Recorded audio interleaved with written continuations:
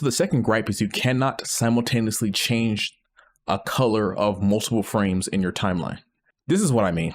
All right, so we have our animation template here. And so let me go ahead and create a new animation folder to show you guys what I'm talking about. And let's just title that color attempt, C attempt. Now let me go ahead and make a new vector layer. Let's just try that for the line work, right? Then we're going to declare that on one on the timeline. And then we're just going to make 2 new cells, and these will be vector layers, right? So let me make a rectangle on cell 1. And now let me go to cell 2. But before that, since it's a vector layer, I'm just going to go to the object layer, kind of copy that, go to the new cell, paste that, move it a little bit like that, go to the next cell, 3, paste that as well, and then move that kind of even further. So now I have this. Now I have a slide, right? Cell 1, cell 2, cell 3.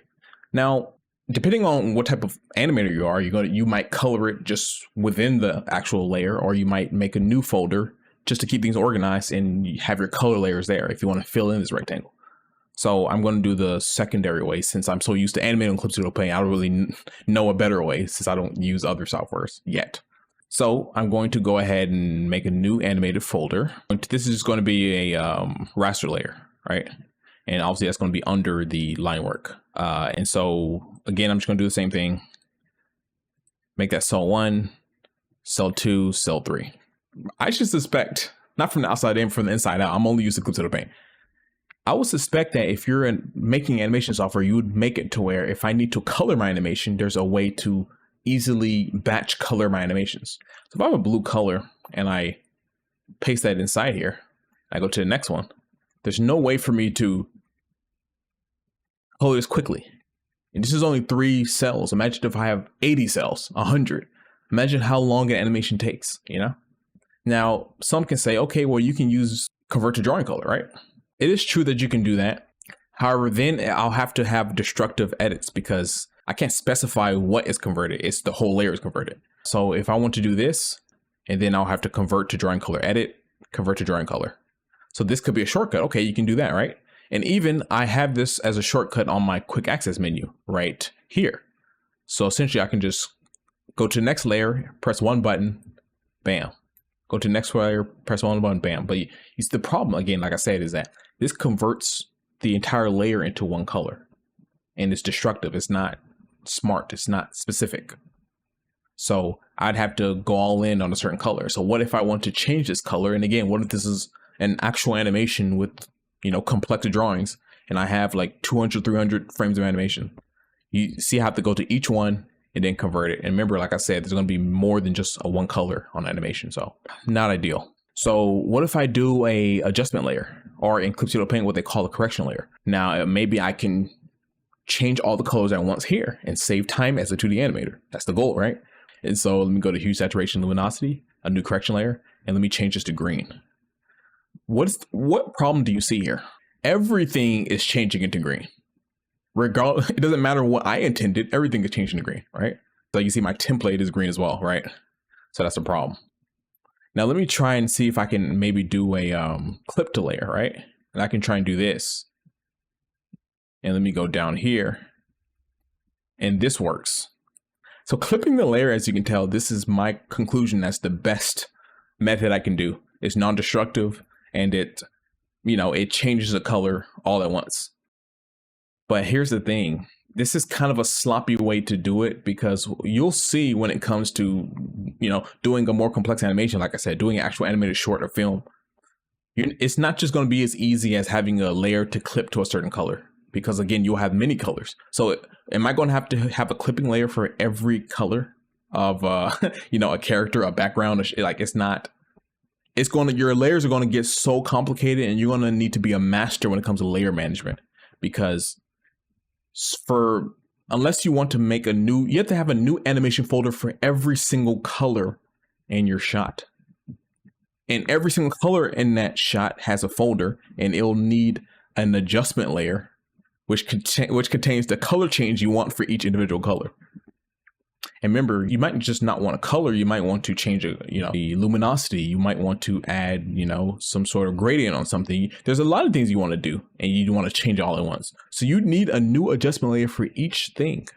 Layer, new correction layer. And what if I want, to make it brighter or darker? Then I'll have to make a new adjustment layer, and then I'll have to do it, make it darker like this, right? But as you can see, it's doing the whole project, right? So again, I'll have to clip it. And now the green is darker. Look at this animation with just 3 frames in 1 square. And look how many layers I have. Take myself out the shot, right? So now I'm gonna try transparent pixels. So first, let me go ahead and fill in rectangle with, like a green or like a orange. So I'm just gonna go ahead and fill this, bam. Then I'm gonna go here. Again, fill this in here and fill that in here. What if I want to change the orange to a pink? So if I initially try and do edit fill using this pink color, then it will fill the whole scene. So then I would just right click, go to layer settings, and then go to lock transparent pixel. And what this does, essentially, anything that's not filled in or doesn't have a digital mark, you can't make a mark on a transparent pixel. It's kind of how it sounds. The only marks you can make is on a part of the layer that's already has a digital mark on it, if that makes sense. So essentially, if I want to just do like a brush, then I can only brush here. See what I'm saying? I can't brush anywhere else. Using this, I can go here and I can fill this in. And again, I don't have to directly fill this in. I can just go to edit fill, right? And it'll fill the whole thing will be just the pixels. Obviously, you can already see the problem to this when it comes to, first, I already need to create a selection or a sort of placeholder color within the shot, and then I can fill that. So I just move myself to the left so that you can actually see the layer. Anyway, so a way you can do this faster is to highlight each layer you want to change and then go to transparent pixels, right?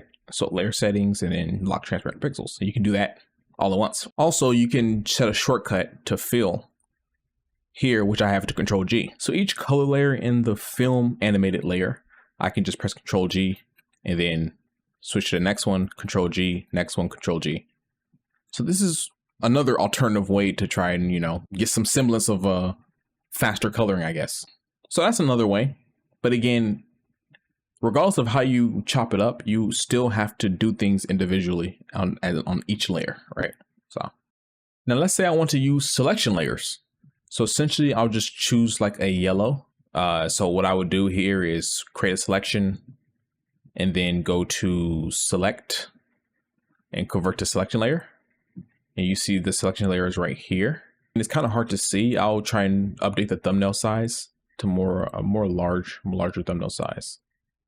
But essentially there's a green here. And this is the selection of the selection of the selection layer, if that makes sense. So you can call back and pick up the selection if you want to by essentially clicking on this layer and going to select and going to convert selection layer to selection right here. And then you'll have the selection right here. I'll go to selection tool and go to new selection. Then you'll see that the selection's here, as you can see. You can create additional selection layers, right? Actually, I select this as well, right? And then I also create a selection layer from selection. And then you have 2 selection layers, right? Which is these 2. And so anytime I need this selection, let's say I'm here, anytime I need this one, I can just go here, go to select and go to convert selection from tongue twister. Convert selection layer to selection. And now I have this selection to call back from. So essentially you can see that maybe I can have a bunch of layers here and have my selections already ready-made. So anytime I need to call back to it, I could just put this as a quick access menu, right? So all I have to do, go here and then go to quick access settings, menu commands, select, convert selection layers to selection, and then just drag that here, right? And so essentially anytime I need to call it back, like I said, I don't even have to do that. I can just go here, really, and then click here and then call back the selection. But again, I need the selections pre-made on these layers here. And as you can see, you can't combine the selections onto one selection layer. So I need a new selection layer for each frame that I want to color. And you can already see that's impractical for doing a big animation. So we're not even gonna worry about that, I guess. I guess now that I'm thinking about it, an even easier way beyond the lock transparent pixels is to create a selection from the contents of the layer and then just fill it. So essentially I'll go here to layer 1 in the fill animation layer. I'll go to layer, selection from layer, and then create selection. And essentially I'll just do edit fill. And then that's the easier way. Now I have this set to shortcuts. So if I undo that, then I'll just do Control M, right? And then Control G. And I'll just go to the next one, M, G, next one, M, G, and then just Control D to deselect.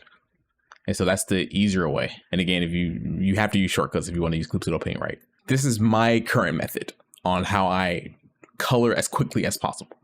And again, that's still one by one. That's still sequential, right?